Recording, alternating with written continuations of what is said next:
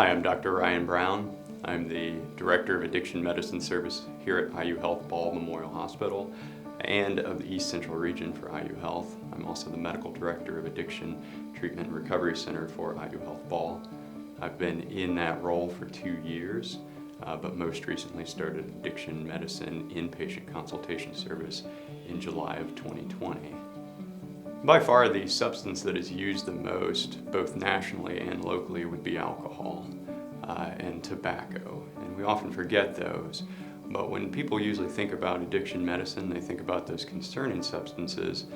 They overlook things like marijuana that has been legalized in a number of states and starts to become normalized for people in terms of use. So if we think about the most problematic substances, it's really by age group. Those in the younger age group are now starting to vape more. They're starting to be exposed to marijuana, and we know that those are really considered that gateway drug to developing substance use later on. There's also a fair amount of prescription pill misuse. In fact, over 50% of everybody who misuses prescription pills gets those from family or friends. And so those are really those early substances that people get involved with. As I, in my practice, start to treat some of the patients that have been addicted for many years, of course we see alcohol and tobacco as those number one things. But we've also seen heroin on the rise for a number of years until most recently when it became a lot more difficult to obtain, and many people have switched to methamphetamine. And so it's an unusual trend here nationally where a lot of people will just start to use the substance that is easier to obtain because polysubstance use is actually on the rise. One of the great services that we have for patients who have an opioid use disorder or an alcohol use disorder is the ability to prescribe medications that treat those use disorders. At the Addiction Treatment Recovery Center for IU Health Ball, we do MAT for both of those disorders. It really allows the patient an opportunity to take a medication that decreases their craving for a drug so that they're much better able to sit and in those group therapy sessions and work with the triggers and the thoughts that bring them back to that drug each time. I'm Linda Daniel. I am the Program Director at the IU Health Ball Addiction Treatment and Recovery Center. I've been in that position since October of 2018, and I've been with the hospital since 1995. The IU Health Ball Addiction Treatment and Recovery Center is an outpatient department of the hospital. Our primary program is the intensive outpatient program. We serve adults with substance use disorder. It's an 8-week comprehensive program that involves group therapy as well as individual therapy. All of our patients have individualized treatment plans, so we don't just address their substance use disorder, we also address their underlying issues that are associated with their use, things like anxiety and depression, shame issues, self-esteem, trauma, grief, and other issues that contribute to their use. One of the things we emphasize is building recovery capital. We want all of our patients to be connected to the local recovery community. Delaware County is actually blessed to have a very robust community of people in recovery.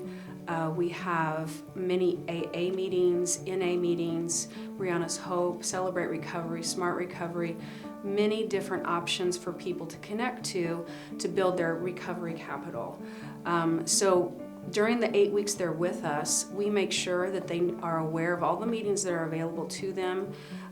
We also encourage them to kind of visit and keep track of the ones they go to, and then by the time they finish their 8-week program with us, they've established a home meeting, and hopefully have also established a sponsor that can help them sustain their recovery once they complete our program.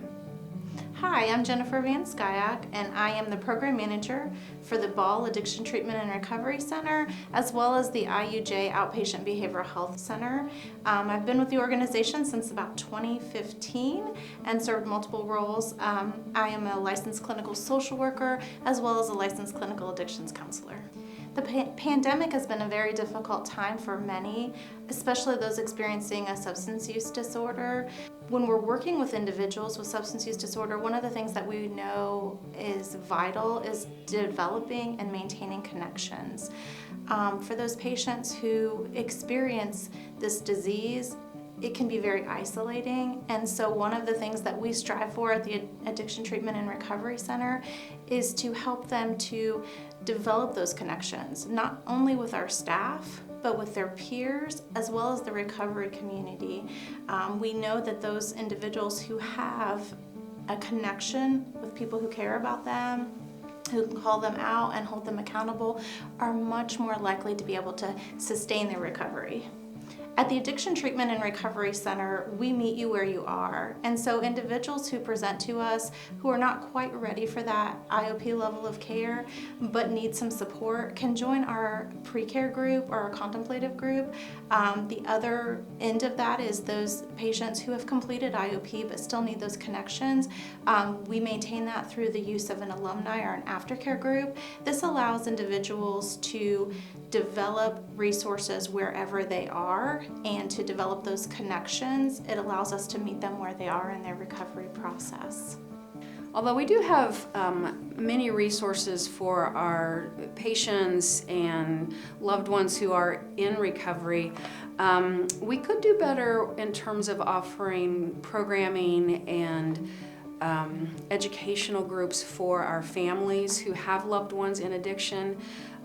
We did start a program earlier in the year in January, and then we had to put it on hiatus because of the pandemic. But our hopes is that we will eventually be able to also support families more and have more educational programming for our families. One of the gaps that we are very aware of is in our community we do not have the opportunity for peer-run recovery housing, and there really isn't anything available locally. Most of our patients, if they wanted to get into recovery housing, have to leave this region, and so that's something that's definitely a gap that I really think as a community we should sit down and kind of discuss, figure out how can we meet this need.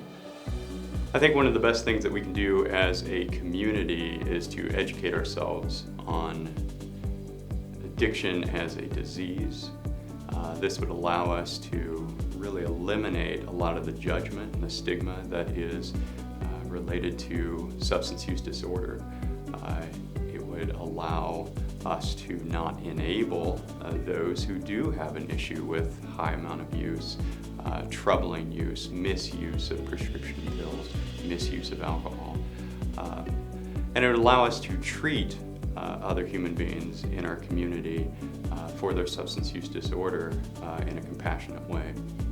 I think one of the most important things we can do is learn everything we can about addiction, as well as things that we think of as not as harmful as like tobacco. We need to educate ourselves about the health hazards of tobacco and also marijuana, especially with this trend towards legalizing marijuana. We're tending to normalize it. We see a lot of patients come in, and when we're asking about what substances they use, they really see marijuana as well as tobacco as not as harmful as heroin or alcohol or meth or other substances they're using, when in fact it is every bit as harmful. So we need to really be educating ourselves as well as our youth about those health hazards. And also, as we're moving into the holiday season, I think it's really important that we learn how to incorporate non-alcoholic beverages and non-alcoholic ways of celebrating. During this pandemic, drinking alcohol has been kind of a funny meme of how do we deal with the stress of being cooped up, when in fact alcoholism is every bit as deadly as the virus.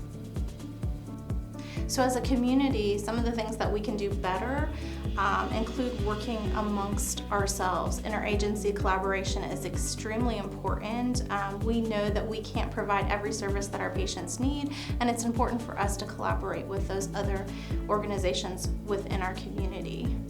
Another thing that we find to be really important in the community, and one of the areas that we really need to focus on, is to develop and train professionals to work with individuals with substance use disorder. So one of the aspects of our program that's a little different is that we are a teaching organization, and we frequently take interns and students who are wanting to develop their professional experience working with this population. So it's an opportunity for us to teach and grow this profession.